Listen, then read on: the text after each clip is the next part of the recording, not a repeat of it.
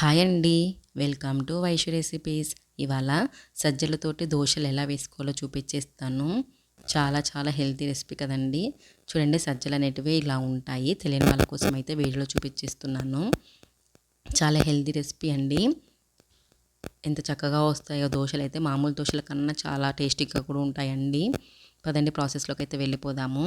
ఒక బౌల్లోకి 1 కప్ సజ్జలు అయితే తీసుకుంటున్నాను.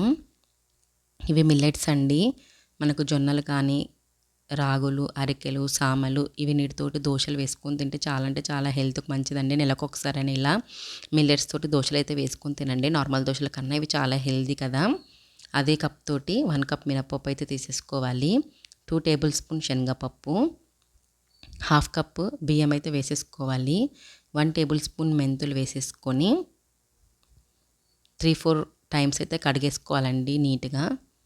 చక్కగా కడిగేసేసుకున్న తర్వాత 4 to 5 అవర్స్ అయితే నాననివ్వాలి.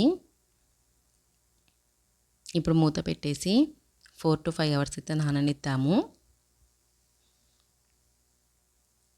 4 to 5 అవర్స్ తర్వాత చూడండి ఎంత చక్కగా నానిపోయాయో దినుసులన్నీ.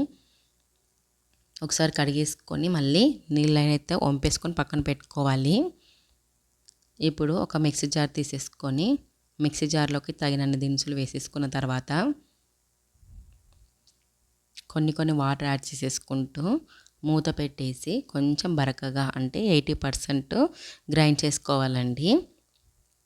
చూడండి, కన్సిస్టెన్సీ వచ్చేసి ఇట్లా ఉండాలి, బరకగా కొద్దిగా. ఇప్పుడు మిక్సీ జార్లో ఉన్న పిండి ఒక బౌల్లోకి అయితే తీసేసుకుందాము.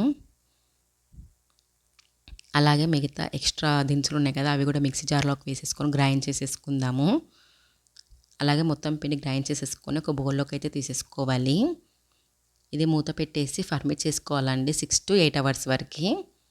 మూత పెట్టేసి పక్కన ఉంచుకుందాం. ఇప్పుడు చట్నీ కోసం 1 కప్ పల్లీలు ఫ్రై చేసుకొని పెట్టుకున్నాను, పొట్టు తీసేసి. దాంట్లోకి 4-5 ఎండుమిర్చి ఫ్రై చేసేసుకొని వేసుకోవాలి. కరివేపాకు, 2 వెల్లుల్లి రెబ్బలు, కొంచెం చింతపండు, 1 టేబుల్ స్పూన్ సాల్ట్ వేసేసుకొని గ్రైండ్ చేసేసుకొని తాలింపు 1 టేబుల్ స్పూన్ ఆయిల్, ఆవాలు, జీలకర్ర, కరివేపాకు వేసేసుకొని తాలింపులో చట్నీ వేసేసుకోవాలండి.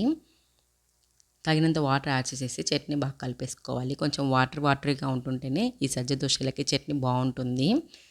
చూడండి, 6 to 8 అవర్స్ తర్వాత ఎంత చక్కగా పులిసిందో పిండి వచ్చేసి చాలా ఫర్మెంట్ అయింది మంచిగా. ఇలా ఫర్మెంట్ అయిన పిండిని ఒకసారి కలిపేసుకుందాము. మనకు ఎంత పిండి కావాలో అంత పిండి తీసేసుకొని దోశల కోసం ఎక్స్ట్రా మిగిలిన పిండిని ఫ్రిడ్జ్లో పెట్టేసుకుంటే మనకు నెక్స్ట్ రోజైనా వేసేసుకోవచ్చండి దోశలు. తగినంత పిండి తీసేసుకున్న తర్వాత సాల్ట్, కొంచెం వాటర్ వేసేసుకొని దోశ పిండి కన్సిస్టెన్సీ లాగా కలిపేసుకోవాలి. ఇలా కలిపేసుకున్నది ఎంత చక్కగా ఉందో చూడండి, పిండి కూడా బాగా పులిసిందనమాట.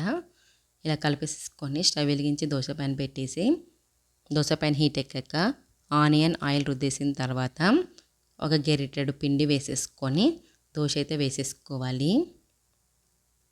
చాలా చక్కగా వస్తాయండి దోశలు. ఏం భయపడాల్సిన అవసరం లేదు. ఫస్ట్ టైం చేసిన వాళ్ళు కూడా చాలా చక్కగా చేసేసుకోవచ్చు.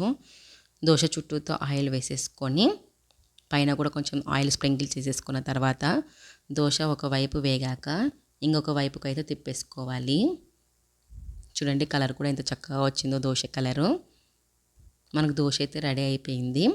ఒక ప్లేట్లోకి తీసేసుకుందాము. అలాగే ఇంకొక దోశ కూడా వేసేసుకోవాలి. అలాగే మిగతా పిండితోటి అన్ని దోశలు ఇలాగే వేసేసుకోవాలండి.